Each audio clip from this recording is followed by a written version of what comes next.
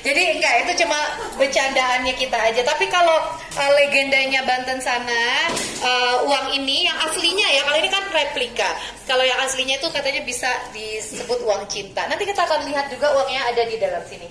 Tapi nah sebelum kita masuk ke ruang numismatik, nanti kamera handphonenya kamera.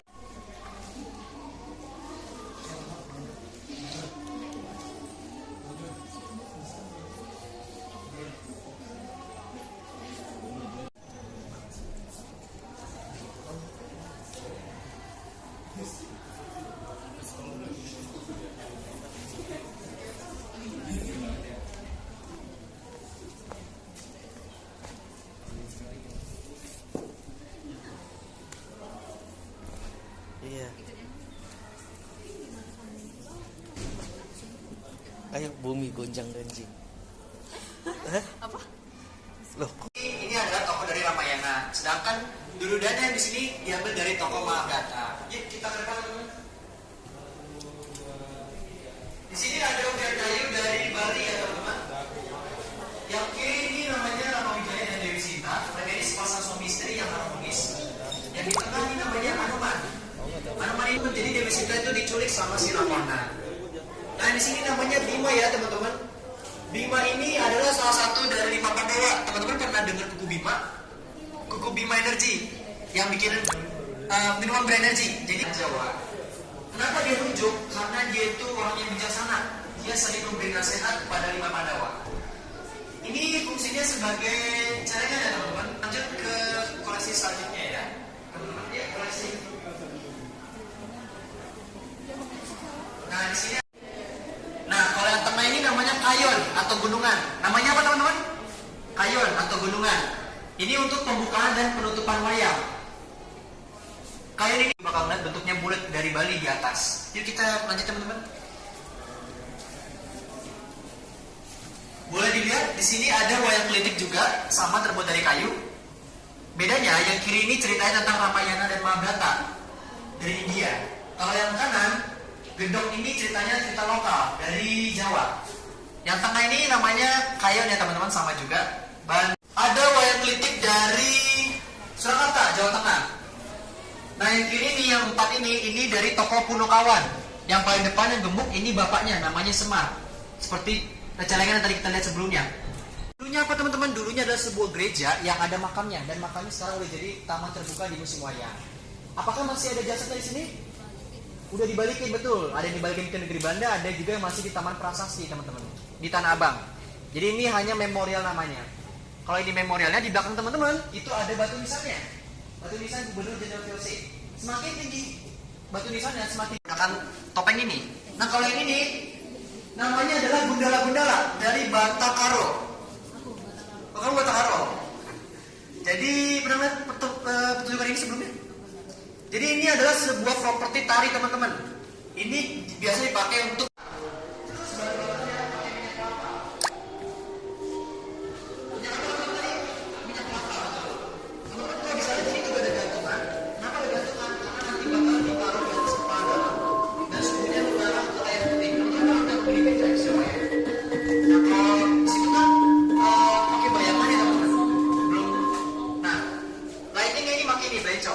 tradisional seperti itu. Nah ini yang tadi teman-teman buat ya. Ini namanya wayang sugeng, tapi ini pakai rumput taki, rumput yang liar. Kalau ini dari bibi. Nah di sini baru bahan yang teman-teman pakai sama tadi dari daun kelapa, wayang janur.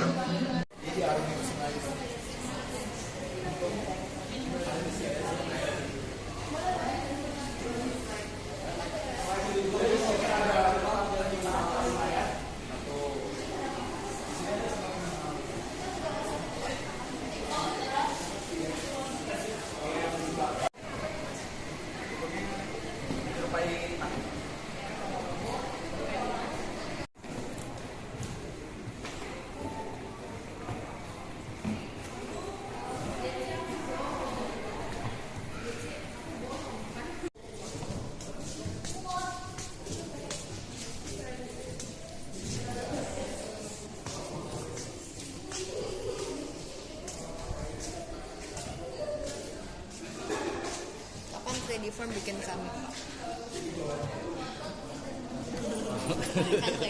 Tadinya mau.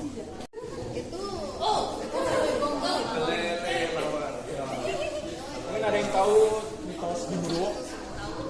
Hantu yang menyerupai manusia, yang dimana bentuknya kayak gini. Itu sebenarnya mitosnya kayak gitu. Jadi dia tuh sebenarnya Genderuwo ini dia nanti menyerupai kelawang, makanya disebutnya kawang awewe. Belum apa-apa udah masuk museum aja. Karena udah masuk era digital. Bentar lagi langka kali. Katanya ini emang brand kuno deh. Oh iya. Merek Van Gogh. Ini juga dalam kota. Tapi valennya Itu adalah cat-cat yang digunakan pada saat ini. Jadi kan kita tahu asli ketika yang sekarang.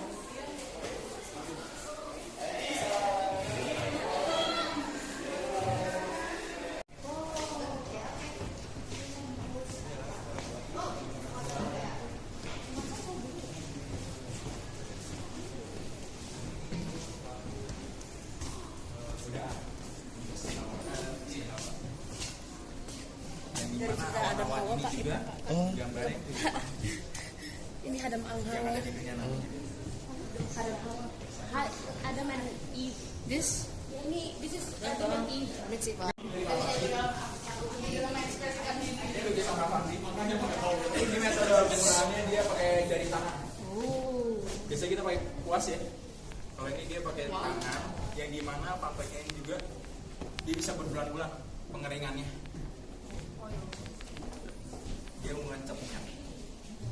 Di sini gambarannya si Avandi ini ngegambarin mukanya itu menyerupai topeng-topeng Bali, yang dimana itu wajahnya mungkin sangat buruk atau jelek. Serem. Oh makanya kayak serem kayak. Dia ngegambarin dirinya kayak gitu.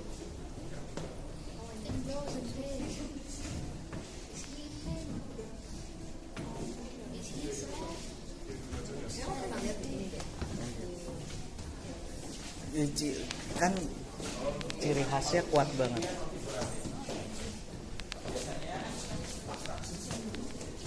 Dia lebih ke metode pembuatannya daripada makna dari lukisan. Dan makanya untuk lukisan ini dia menggunakan alat-alat seadanya di sekitar dia. Misalnya ada paku, ada kertas. Ini abstrak. Abstrak, figuratif. Dia pakai itu. Teman di sebelah kiri ini ada Bupati Cianjur ke-10, namanya Adipati Kusumaningrat. Ini buatannya Raden Saleh secara tangan. Fun fact, ini lukisan ini dia bisa harga 250 rupiah. Untuk lukisannya Raden Saleh. Wow. Ya, yang ini untuk asli replikanya, hanya replika saja. Untuk aslinya dia itu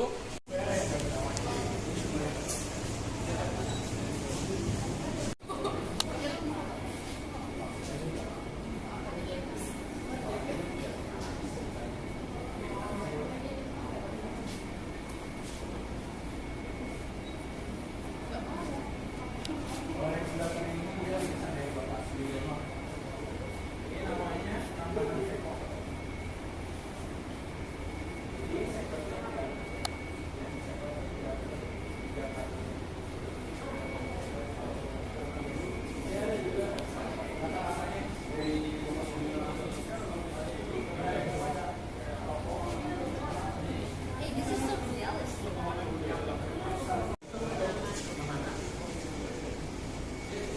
ini langsung ditambah namanya ada kita seorang manusia yang sangat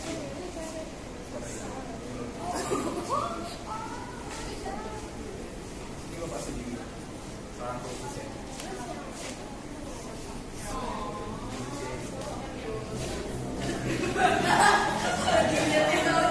Panduannya mungkin boleh bergabung dulu teman-teman yang di belakang ya. Jadi di dalam ruangan pameran kita ada garis pembatasnya teman-teman ya, di lantai tidak dilewati, dan pengambilan gambarnya tidak pakai flash. Kenapa nggak boleh paksa romantismenya di ruangan berikutnya? Kita lanjut ya teman-teman. Di sebelah kita ini ada karya litografi Di sini mungkin teman-teman familiar ya dengan ekspedisi Columbus menemukan benua Amerika. Salah satunya di sini kita ada karya litografi The First Modern Atlas. Ini tuh penggambaran peta pada tahun 1500-an di era sama dengan Columbus menemukan benua Amerika. Dilitografikan oleh Abraham Topelius, beliau adalah litografer Eropa. Kalau lihat detail map atau petanya agak menderita saja. Di sini juga ada figur-figur dekoratif kayak menurut mitologi kayak Hermes, selain The First Modern Atlas juga beberapa visualisasi litografi dari daerah-daerah di Indonesia. Tujuan ini semua pada awalnya adalah untuk mapping wilayah jajahan. Jadi sebelum adanya fotografi, penggambaran wilayah jajahan dibikin oleh litografi. Litografi adalah karya Bali yang dibuat oleh 2 orang Eropa dan 2 orang Bali, yang tujuannya mengkonversi karya-karya yang awalnya eksklusif gitu ya, seperti spiritualitas, adat istiadat, keagamaan, menjadi karya-karya yang bisa dibeli atau dikomersilkan. Maka dari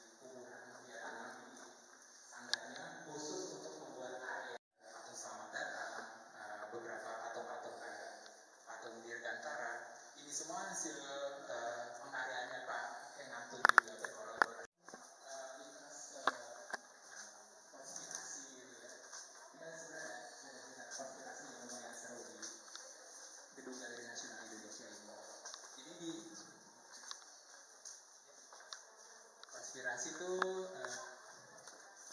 ini tentang Freemasonry, tentang Illuminati ya, dan semacam-macamnya gitu.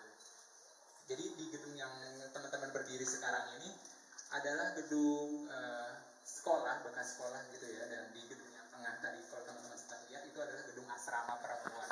Pada awal mula bangunan ini berdiri memang sebagai hunian orang Belanda gitu ya, tapi tersebut transformasi menjadi sekolah keperawanan pertama dan berupa kontemporer yang ada di Indonesia.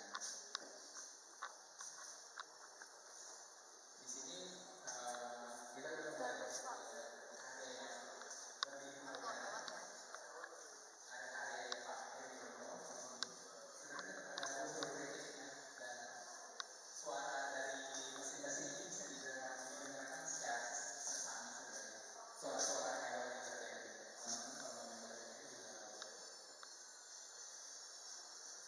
Bisa tebak ada hewan apa aja yang ada di patung itu.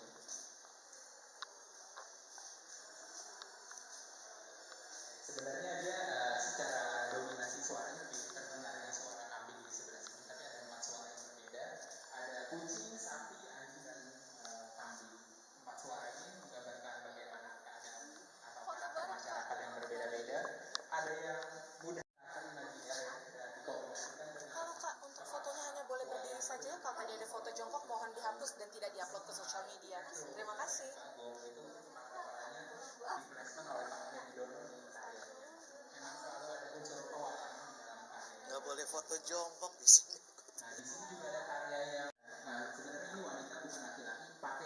kostum laki-laki. Kalau diperhatikan dia di kain jaritnya ini sebenarnya ini foto perempuan, figur perempuan yang hanya berbondong-bondong menjadi pengikut, lagi-lagi karya kritik terhadap bagaimana peran wanita di masyarakat itu nggak selamanya hanya menjadi pemimpin. Perempuan atau wanita juga punya kesempatan yang sama untuk menjadi pemimpin gitu, nggak selamanya jadi pengikut. Dan Formula One di sini kenapa F dan satunya di board itu wordplay dari Bu Astari untuk ngasih tahu kayak female can be number one, nggak selamanya perempuan hanya menjadi itu. Sebenarnya digores-gores di atas plat kawat dan setelah itu ditransfer ke kertas. Jadi ini tuh nggak dilukis langsung di kertas ya teman-teman, dimasukin ke karya grafis. Kalau teman-teman populer sama linokat atau sencukil, jadi salah satu opsi juga yang bisa dicobain mungkin nanti di kampus. Dan ini ada karya dari Muhammad Akbar, Analog and Digital Pleasure. Ini mungkin kayak di lorong sekolahnya Harry Potter dari Approach misalnya. Ruangan terakhir teman-teman, mungkin kalau mau pada foto bersama bisa nanti dibantu foto. Setelah ini kita ada ruang aktivitas RAK, bisa menggambar, bisa mewarnai.